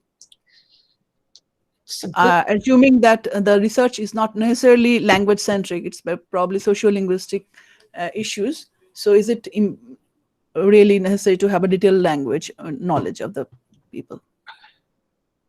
It's a good question, because when we did our study of the Orang Asli community, and when I say Orang Asli, it's the word we use in Malay. Orang means people, Asli means original, the first people of the country. We went to that village without knowing their language, but because they had lived a long time in Malaysia, they were the first people, and they were surrounded by people who speak Malay, and Malay is our national language. So they had some Malay. So we spoke to them in Malay, but oftentimes they didn't know the word that we wanted. So we would point, we would use symbols or symbolic language or gestures, and we would point to something in their kitchen and ask them, how do you say that in your language, because they knew we were actually compiling a dictionary of vocabulary items. So we would point to things, and for example, a tall tree, we would point and we would say, how do you say tall? And we would use our hands like this and so on. So we would use symbols and gestures, like if we wanted to, how do you say squatting? And we would squat and ask. So, and in the process, we learned a bit of their language too. And we realized, for example, the numbers, when we were asking them numbers, how do you say number 1, number 2? And they were giving us words in Malay and not in their original language. And so we realized that that was a loss already in terms of numbers, that they didn't know the numbers in their own language. So there was a shift. So you can do a study of a community that you don't have the language. But then if you don't have the language, how do you communicate? You can't completely communicate with gestures or non-verbals, so you need to learn a bit of the language. I remember we had an academic who was working with us, but whose home base was India, and he went and did a study of a community in the wilderness in India, somewhere in the wilderness. And when he presented a paper in Malaysia, many of the audience asked, how do you communicate with them? And he said, I use translators, I use interpreters. And I think something is somewhere lost if you use a translator and interpreter who may not. You see, then you have a third party. You are asking somebody a question, your interpreter is interpreting and asking the member of the community, and they may say something, your interpreter may give it a different stance or a different intonation or stress, and you may get a different meaning. So something is lost somewhere if you don't have the language. So I think it's important to learn a bit of the language to make inroads with the community, to build trust. Thank you, Maya. Arundhati Ghosh, our student, asked, thank you so much, ma'am, for this insightful talk. If the ethnographer is an outsider, is it possible that the personal belief of the researcher can have some impact on the findings? And if so, how to avoid that?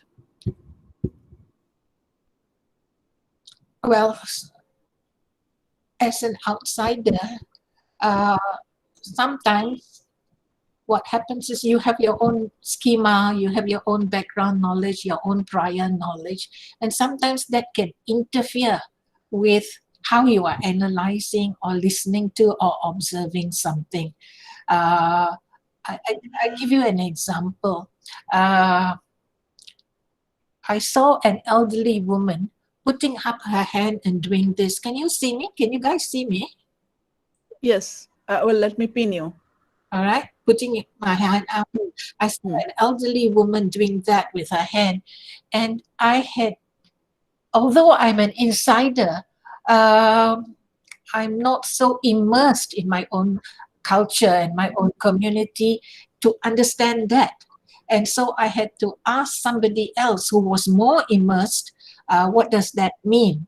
And actually in the old days, that was actually like, may your face be black. It was like a curse item, for the elderly, and you would say karumung, which means your face may be darkened, and you would put your hand up.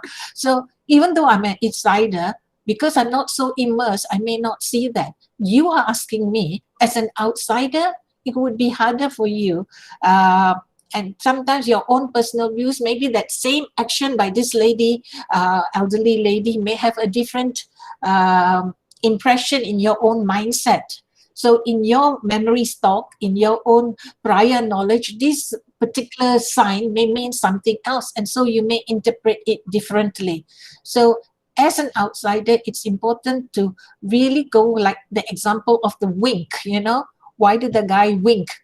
There were other reasons for his wink. Was it sarcasm? Is it a secret language? He's winking to signal something to you. So it's thick, it's deep introspection. You have to ask yourself questions, and you have to be careful that your own prior knowledge doesn't result in you prejudging something else. I hope I've answered that question. Thank you, thank you. And Arundhati has a follow-up question. What are the preparations our researchers should have before going to a field? As an ethnographer? As an ethnographer. Mhm. If the community has been studied by others, I would like to read a little bit about the community. When I was doing the Punjabi community, I read a lot about the Punjabi community before I actually moved to the Gurdwara to be with them, to hear them, to talk to them. But I also knew what prior researchers had said, but I had to be careful that I didn't let prior researchers' data influence my mind too much about what I was seeing or what I was observing. I shouldn't allow prior information to make me not so objective in what I was watching, what I was hearing. It should be like new data coming in without being influenced by old data. Okay. I mean, go prepared, but do not let it do not let it stop you from exploring the things that are not there. They're not, they're in the preparation that you've had. So our student Obik Sharkar, he has asked a question. Thank you, Professor David. My question is, how does one change one's research method or focus, keeping in mind the negative impact it might have? Won't that affect the original idea that there is of the research itself? And all sorts of negative impact of an academic research, are all sorts of negative impact of an academic research avoidable, especially in a country like India, with numerous minority communities being impacted or influenced by major communities? Wow, that's a very long question. Can you break it up for me, please? Yeah, what he's trying to ask is that suppose after the research has started, the researcher finds out that certain aspects of the focus of the research might have negative impact or hurt the sentiments, as we often hear, hurt the sentiments of certain community. So in that case, how should the researcher modify their focus, and how would it impact the research? Are you saying change the research objective? Are you planning? Obi, can you ask the question yourself? Yes, ma'am. Actually, I would like to ask, if suppose I actually am working towards language maintenance of a minor community, but I find ways by which they might actually maintain their language, which maybe for some reason the other major communities might use those very reasons to manipulate that community, the minor one.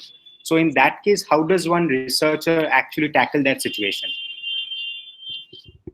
You have, let me paraphrase what you are saying. You have a minority community that is maintaining its language.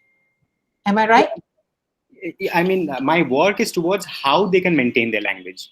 Are they maintaining or are they not maintaining? Probably they are endangered, if I might say. All right. So you want to see if they are endangered. You want to see what are are you looking for ways to encourage them to maintain their language? Yes, ma'am. If you're looking at ways to, are there any language activists among them who are helping them to maintain their language? Are there any language activists among them helping them to maintain their language? Ma'am, I'm not sure of that. This is sort of a hypothetical question. Yes, yeah. Oh, okay. And you are saying there are outsiders that do not want them to maintain their language. Yes, they might manipulate my results for their gains. By that I mean, if I find ways that so and so are the ways that this is how these minor community can actually maintain the language, right? And my research is towards that. What if the major communities do not want it and actually manipulate that data or that methodology to not let those minor communities maintain their language so that they can assimilate with those major communities? But this is your research. You are looking at why at the community and how it maintains its language. Are you looking at the majority community to see? I'm looking towards the minority. So why are you worried about what the majority community is doing? You are looking at the minority community. Is your focus the minority community? Yes. So if your focus is the minority community, you want to see, are they maintaining their language? And if so, why are they doing it or why they are not doing it? So then if they say to you, oh, the outsiders, they don't want us to use, then that's a reason you can give because that's based on your minority community. But your focus is not the majority community who wants them to assimilate to the majority language. Am I right? Your focus is the minority community. So just engross yourself with the minority community and see, A, are they maintaining their language? If they are, why? If they are not, why not? So your focus is from the standpoint of the minority community. So if they tell you, oh, the majority community make fun of my language, then this is the voice of the minority community telling you about the majority community. So your focus is the community you are studying. Yes. Yes, ma'am. Yes, I think Opik, when you are studying minority communities and if you find that there are some challenging aspects that you get from the majority community, you'll just have to take it in your stride and go ahead with your own research and not pay too much attention to them as to think of modifying your research. And this is actually a valid question because this might happen in India. And there are so many issues now. We are at loggerhead with so many issues right now. And the next question is from Charnika, which is also a very long question. And I think the crux of the question is that she is saying that she's talking about a community where the bride and groom are from different language backgrounds, and the bride has to adopt the groom's language. So can we take any hypothetical point of view in this matter that whether they both are creating a pidgin language? No, I think that's not the case. She's adopting a new language to make social contracts. I think the main thing about this question is that usually in interlanguage marriages, the woman usually adopts the husband's language. Of course, I have not done any research on that, or nor have I seen any general research done on this, but this is my general idea from the few of the cases that I have seen. Can we have your input on this? I think I had a student who was looking at Filipino women who had married Malaysian men.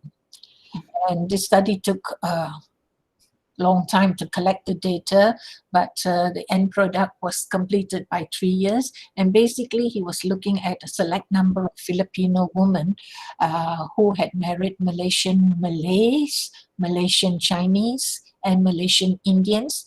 And he wanted to see what was the language choice of the Filipino woman who had married Malay men, who had married Indian men, and who had married Chinese men. And it was very interesting because apparently it depended on the ethnicity of the people they had married. So if they had married Indians, many of the Indians in Malaysia are moving towards the use of English and moving away from their mother tongue. And so the result was the Filipino woman had an easier time because she had English, although it was American English, and she could use English with her in-laws and with her husband and with her children.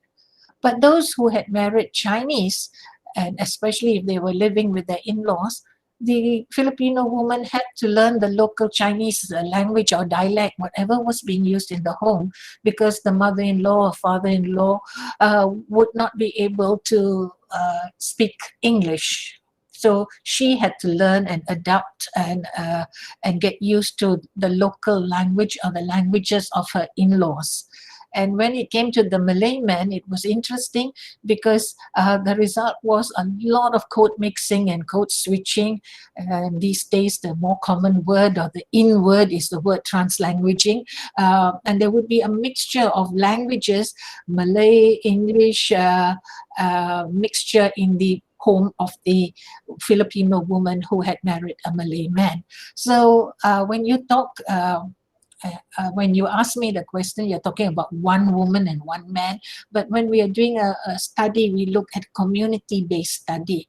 And so he was looking at Filipino, being Filipino himself, my student, who is a lecturer now in university in Hawaii, he actually looked at groups of women in marrying different Malaysians, different Malays, Chinese, Indian Malaysians, and their language choices in the home domain.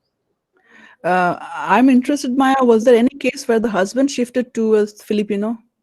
At least. No, because the common language was English. English, okay. And his focus was the woman. Woman, okay. The last question from Ananya Chakraborty.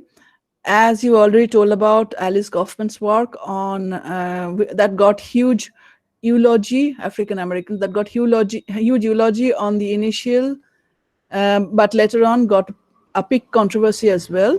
My point of interest is that in spite of being ethnography, a social aspect, whether an interfactor or intrafactor of rigid ethical parameters have crucial part in the counter judgment of the researcher's viewpoint, and if it is, then to which extent? How a work can be so discriminated on some aspect and have a controversial issue, and even after a great success suddenly.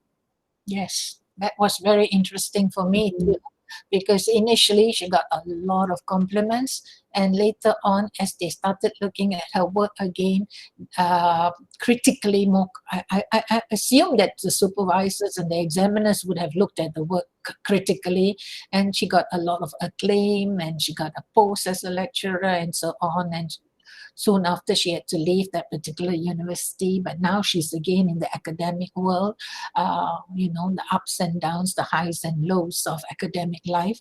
Then later when they looked at her work, the police were not happy because the way it was they said it was very descriptive, it was not analytical, that she was more subjective towards the African American people that she was staying with, the gangs and so on, and the gangs members had actually taken advantage of her by telling her stories that they could not go to the hospital to give birth because, of this and that.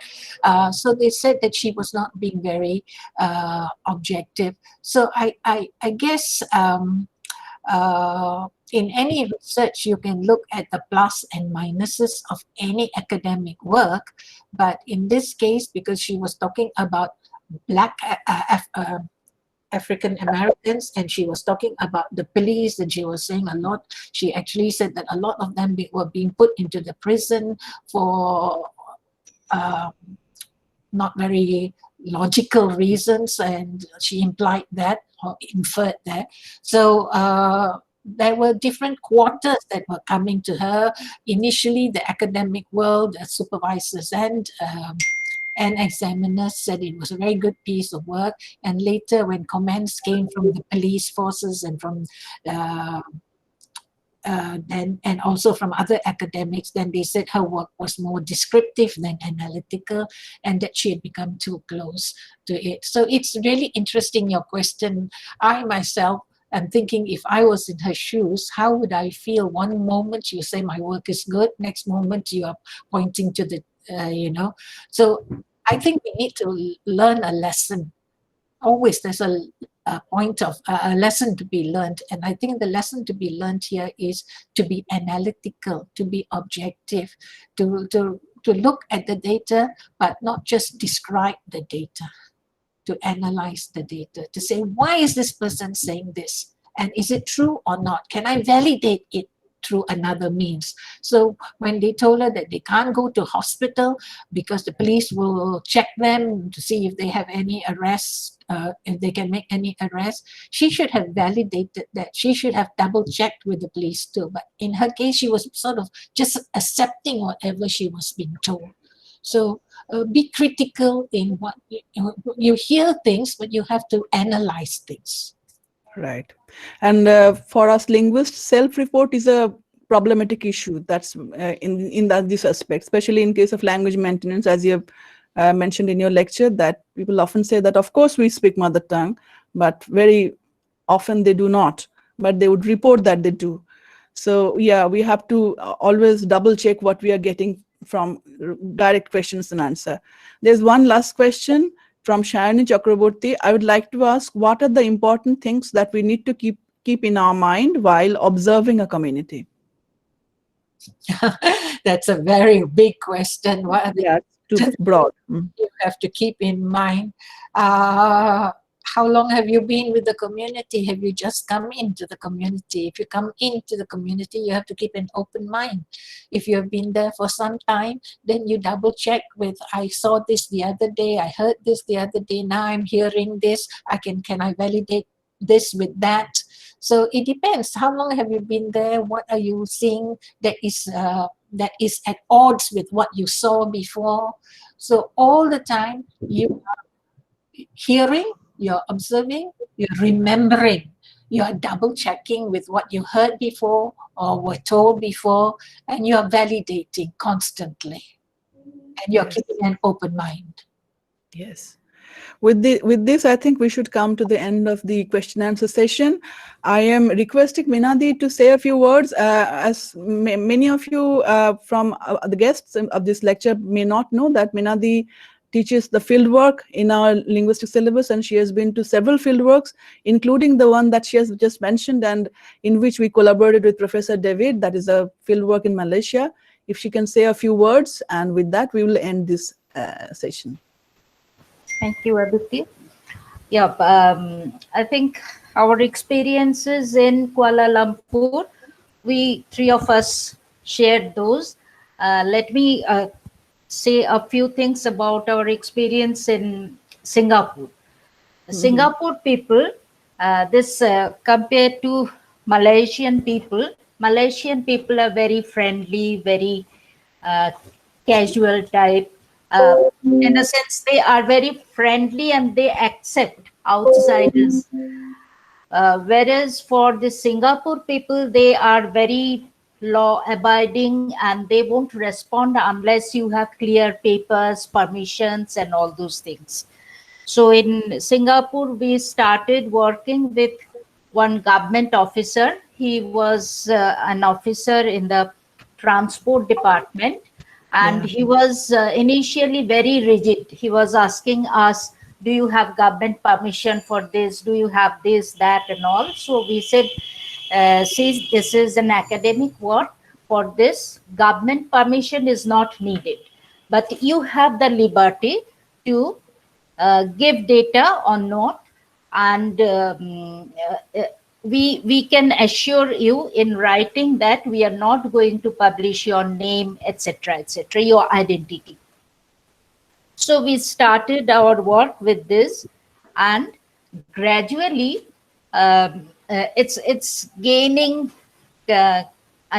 trust.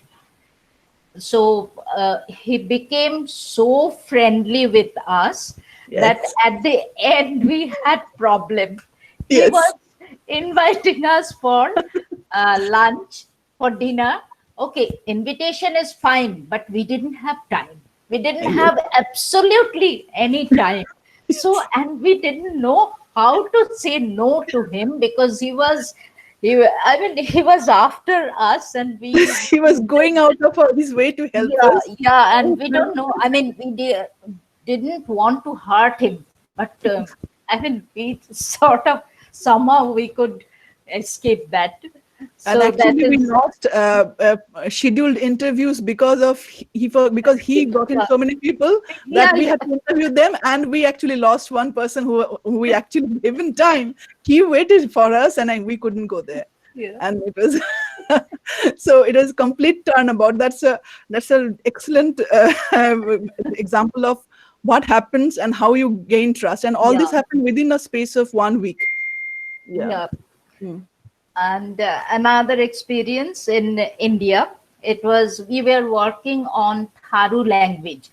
It was spoken in an area near Nepal border.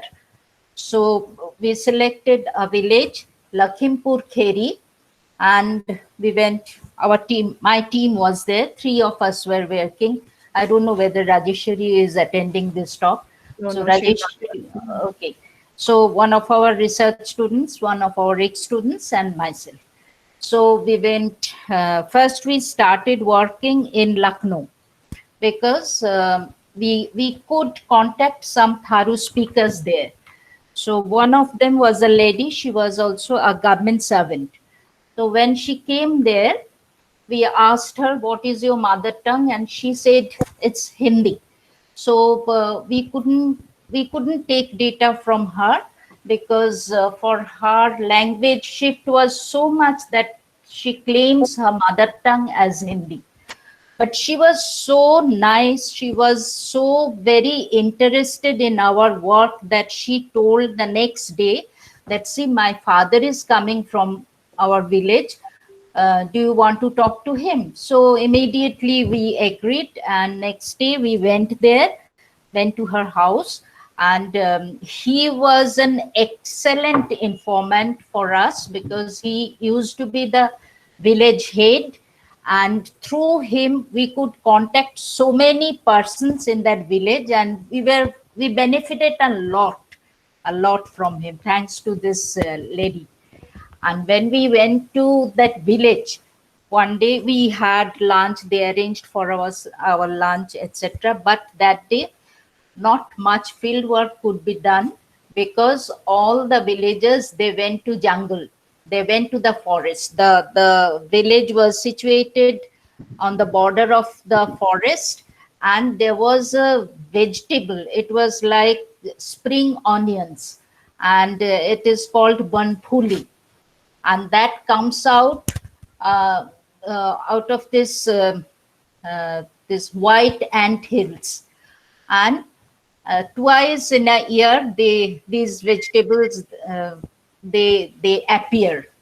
So it was that day, and no one knows when they can find it. When they go to forest for collecting woods, suddenly someone sees these vegetables and comes and informs the others, and the whole village goes to the forest. So whole day we couldn't do those works, but we had real nice experience. We sort of made friendship with the uh, villagers and all.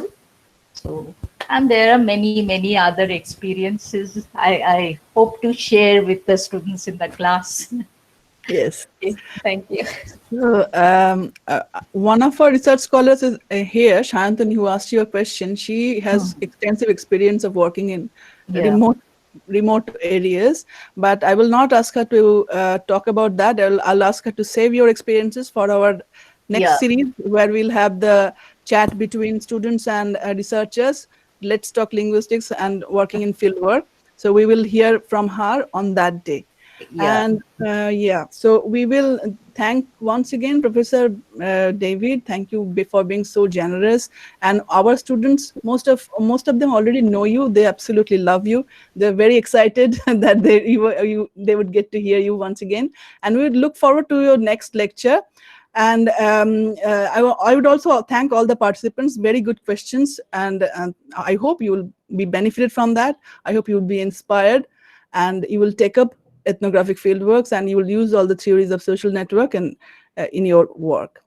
With that, we will end the meeting. Thank you very much, all of you. Thank you. Thank you, everybody. Thank Thank you. you. Bye. Bye-bye. Bye.